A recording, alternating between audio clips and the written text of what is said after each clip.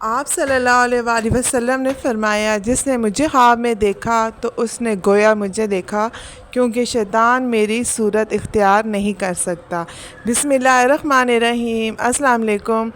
آج میں آپ سے اپنا بہت ہی جو ایک زندگی کا اثاثہ ہوتا ہے، بہت ہی قیمتی خواب ہے جو میں آپ سے بیان کروں گی۔ میرا دل چاہ رہا تھا کہ میں آپ سے بھی شیئر کروں، تو اچھی چیز کو شیئر کرنا چاہیے، بتانا چاہیے۔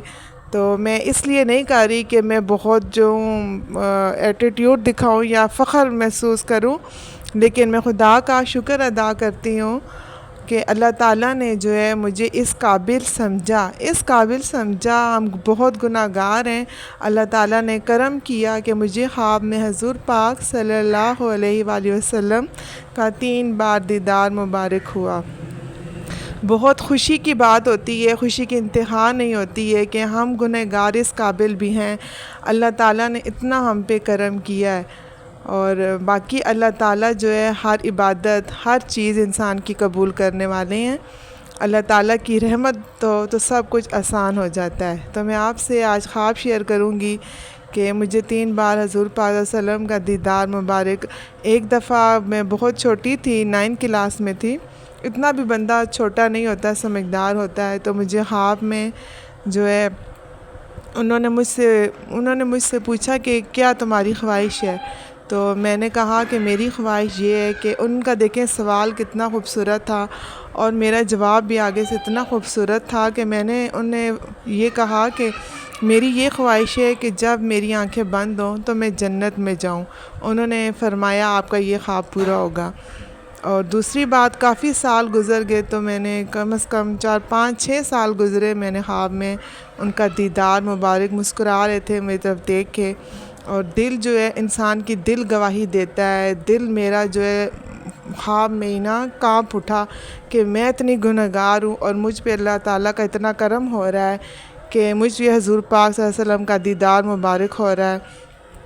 اور میرے کانوں میں آواز آئی کہ آپ اپنا ٹائم ضائع نہیں کریں، آپ خواب میں یہ آپ کو جو ہے حضور پاک صلی اللہ علیہ وسلم کا دیدار ہو رہا ہے، اور جو ہے نا آپ جو ہے نا دیکھیں۔ میں ان کی طرف دیکھ رہی تھی اور وہ میری طرف دیکھ کے مسکرا رہے تھے، اور جب میری آنکھ کھلی تو میرے ہونٹ جو ہیں، میری آنکھیں بند تھیں، ہونٹوں پہ یہی تھا کہ آپ حضرت محمد صلی اللہ علیہ وسلم میرے خواب میں تشریف لائے ہیں۔ اور ایسی خوشبو تھی جو میں آپ کو بتا نہیں سکتی، جو آج تک مجھے محسوس خوشبو نہیں ہوئی۔ خوشبو میرے کمرے میں تھی۔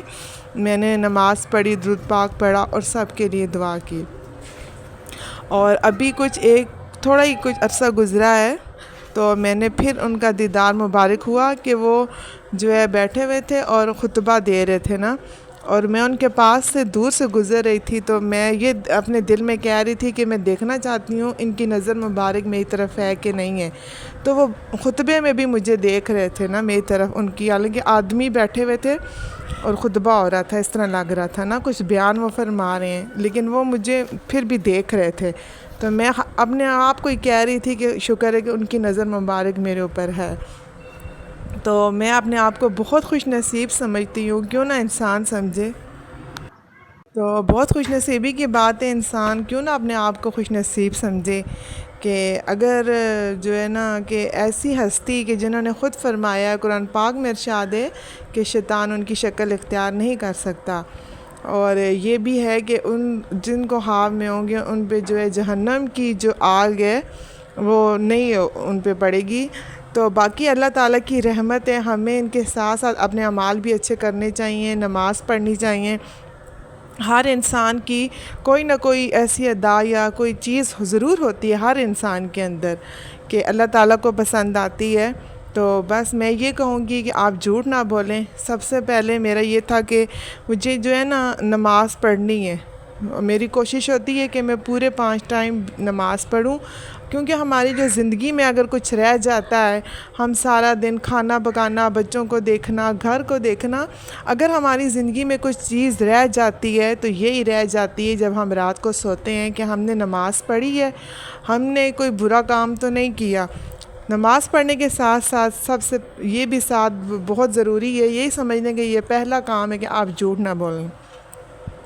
تو زندگی میں میری یہی کوشش ہوئی ہے میں کبھی بھی جھوٹ نہ بولوں۔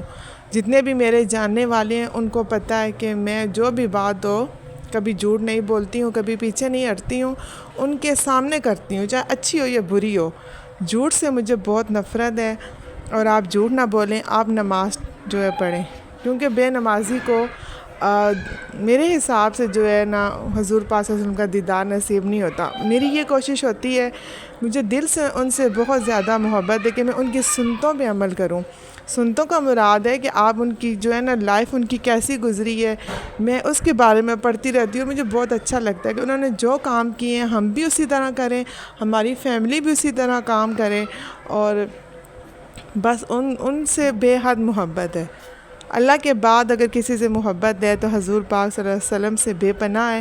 اور جو ہے آپ درود شریف پڑھیں، میں چلتے پھرتے کام کرتے درود پاک پڑھتی رہتی ہوں، لیکن یہ ضروری ہے کہ آپ جتنا درود شریف پڑھ سکتے ہیں آپ اتنا ہی پڑھیں۔ اس کے لیے یہ نہیں ہے کہ آپ تسبیح اٹھا کے بیٹھنا ہے، ہم نے 1000 پڑھنا نہیں، ہم نے اتنا پڑھنا نہیں۔ جو کام کریں دل سے کریں۔ کبھی تو اس طرح ہوتا ہے کہ بہت کم مقدار میں درود پڑھ لیتے ہیں، لیکن جتنا بھی پڑھیں، چاہے آپ 10 بار پڑھ لیں، لیکن آپ کیا کریں، آپ دل سے تو پڑھیں۔ جو کام کریں آپ دل سے کریں۔ آپ نے کیا کرنا ہے جھوٹ بول کے، آپ نے کیا کرنا ہے اپنا ٹائم ضائع کر کے؟ آپ کو زندگی ایک دفعہ ملی ہے، اور جو اگر آپ اچھے کام زندگی میں کر رہے ہیں تو یہ بھی آپ نے ایک ہی دفعہ، کیونکہ زندگی جو ایک دفعہ ملی ہے تو کیوں نہ اس زندگی کو آپ جو ہے اچھا گزاریں۔ میرا یہی سب کے لیے میسیج ہے۔